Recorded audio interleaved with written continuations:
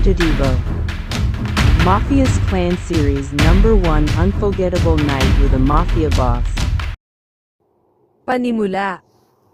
Si Madeline Madrigal ay isang 21 taong gulang na manggagawa sa opisina na lihim na nagmamahal sa kanyang senior na si Charlie sa loob ng mahabang panahon.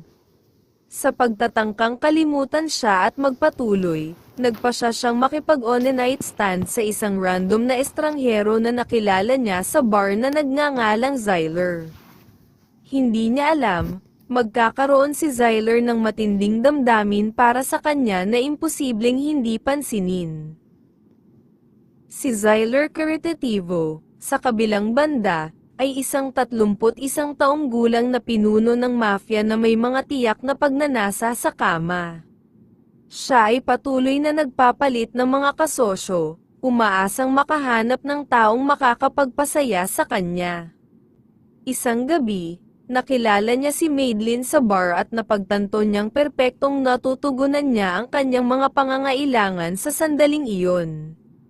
Nagpasya si Zyler na gawin siyang sarili at sinimulan siyang ituloy.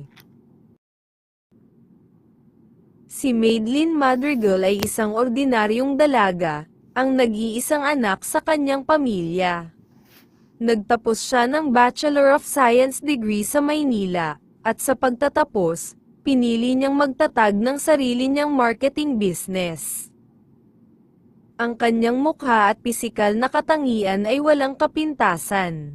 Siya ay nagtataglay ng mahaba, jet black, makinis na buhok, isang kaibig-ibig na maliit na ilong, at mapang-akit na mga mata ng hazel.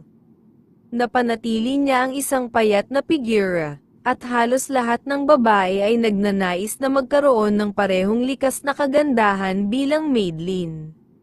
Sa kabila ng hindi pagiging mayaman, tila siya ay may walang katapusang kayamanan, na nagdulot ng inggit sa mga nakapaligid sa kanya. Nagmula sa Italia, si Zyler Caritativo, ang panganay. Supling ng kilalang mafia patriarch na kilala bilang Caritativo, nabihag ng nakakatakot ng kanyang ama. Kabantugan. Si Caritativo ay nagkaroon ng napakalawak na impluwensya at maaaring mamuno sa mundo kung gugustuhin niya.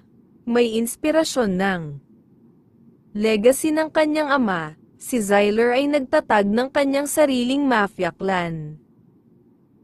At umakyat sa time nito, sa kabila ng pagkamit ng mahusay kasikatan, nanatiling masigasig si Zyler na lampasan ng kanyang kasikatan ng ama. Upang maisakatuparan ng ambisyong ito, siya nakipagsapalaran sa industriya ng mabuting pakikitungo, na nagbukas ng isang marangyang 5-star hotel na lalong nagpaangat sa kanya.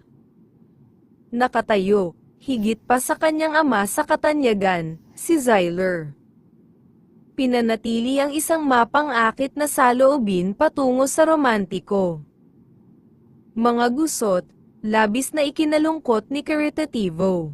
Gayunpaman, kesa masira ang image niya, ang romantic ni Zyler, ang mga pagsasamantala ay nagpapataas lamang ng kanyang pang-akit sa kalaunan. Tinatakpan ng pamana ng kanyang ama sa puso ng publiko.